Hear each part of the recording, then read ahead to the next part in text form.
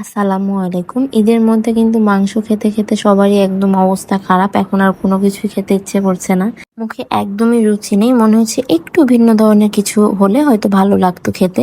এজন্য আজকে আমি আপনাদের সঙ্গে এমন একটা ভর্তার রেসিপি শেয়ার করব, যেটা থাকলে কিন্তু এক প্লেট ভাত একদম তৃপ্তি সহকারে খেতে পারবেন। চলুন তাহলে আপনাদের সঙ্গে রেসিপিটা শেয়ার করি। এজন্য আমি প্রথমেই 2টা বড় বড় বেগুন কেটে এভাবে ভালোভাবে ধুয়ে নিয়েছি। তারপর এখানে দিয়ে দেব পরিমাণ মতো লবণ, পরিমাণ মতো হলুদের গুঁড়া ও মরিচের গুঁড়া। ব্যাস এইটুকুই লাগবে শুকনো উপকরণ। এবার এগুলোকে ভালোভাবে হাত দিয়ে আমি সবকিছু একসঙ্গে মিশিয়ে নিব।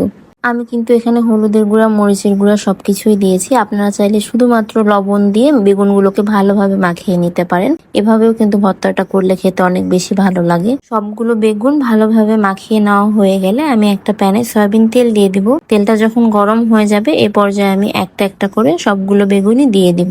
আমার কাছে কিন্তু বেগুনটা ভেজে নিয়ে ভর্তা করলে খেতে বেশি ভালো লাগে। যদিও অনেকেই পোড়া বেগুনের ভর্তাটা বেশি পছন্দ করেন। যারা পোড়া বেগুনের ভর্তাটা পছন্দ করেন তারা কিন্তু এভাবে বেগুনের ভর্তাটা ট্রাই করে দেখতে পারেন। আশা করছি অনেক বেশি ভালো লাগবে। আপনাদের সঙ্গে কথা বলতে বলতে কিন্তু আমার বেগুনগুলো প্রায় ভাজা হয়ে গিয়েছে। আমি বেগুনগুলোকে একটু পোড়া পোড়া করে ভেজে নিয়েছি, যে কারণে কিন্তু বেগুনের ভর্তাটা খেতে বেশি ভালো লাগবে। আমি সবগুলো বেগুন 2 ব্যাচে ভেজে নিয়েছি। প্রথম ব্যাচের বেগুনগুলো ভাজা হয়ে গেলে আমি একটা একটা করে সবগুলো বেগুনই উঠিয়ে নিয়েছি। আপনারা বাড়িতে কিভাবে বেগুনের ভর্তা বানান অবশ্যই কমেন্ট করে জানাবেন। এভাবে ভেজে ভর্তা করেন নাকি পুড়িয়ে ভর্তা করেন নাকি ভাতে সিদ্ধ দিয়ে ভর্তা করেন সেটাও কিন্তু বলতে পারেন।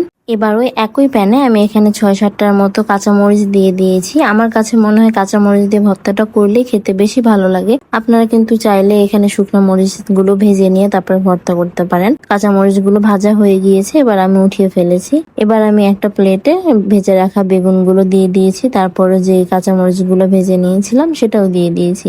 আর এখানে দিয়ে দিয়েছি একটু বেশি করে পেঁয়াজ কুচি আর পরিমাণ মতো লবণ, আর দিয়ে দিব বেশি করে একটু সরিষার তেল। এবার হাত দিয়ে ভালোভাবে মরিচগুলো চটকিয়ে নেব। তারপর আমি মরিচের সঙ্গে পেঁয়াজগুলো ভালোভাবে হাত দিয়ে চটকিয়ে নিয়ে তারপর ভেজে রাখা বেগুনগুলো ভালোভাবে পেঁয়াজ আর কাঁচামরিচের সঙ্গে মিশিয়ে নিয়ে ভর্তাটা বানিয়ে নেব। এই ভর্তাটা বানাতে খুব অল্প সময় লাগলেও খেতে কিন্তু অনেক মজা লাগে। বাড়িতে একবার হলেও এই ভর্তাটা এভাবে বানিয়ে ট্রাই করে দেখবেন। আশা করছি অনেক বেশি ভালো লাগবে। আপনাদের সঙ্গে কথা বলতে বলতেই কিন্তু আমার ভর্তাটা বানানো একদম রেডি হয়ে গিয়েছে। গরম ভাত অথবা খিচুড়ির সঙ্গে কিন্তু এই ভর্তাটা একদমই জমে যায়। আমি এই ভর্তার সঙ্গে একটা ডিম ভেজে নিয়েছিলাম, ব্যাস আর কোনো কিছুই লাগেনি। আপনারা চাইলে কিন্তু এই ভর্তাটার সঙ্গে সালাদ, ডিম ভাজা এগুলো দিয়েও খেতে পারেন। আমার মতো যদি আপনারাও মাংস খেয়ে খেয়ে বিরক্ত হয়ে যান তাহলে কিন্তু এভাবে ভর্তাটা বানিয়ে খেয়ে দেখতে পারেন। আশা করছি অনেক বেশি ভালো লাগবে। ভিডিওটি কেমন লাগলো অবশ্যই কমেন্ট করে জানাবেন। আর ভালো লাগলে ভিডিওটি আপনার প্রিয়জনকে শেয়ার দিয়ে রাখতে পারেন। আর এমন নতুন নতুন আরো ভিডিও পেতে চাইলে আমার পেজটাকে ফলো দিয়ে পাশেই থাকবেন। ধন্যবাদ।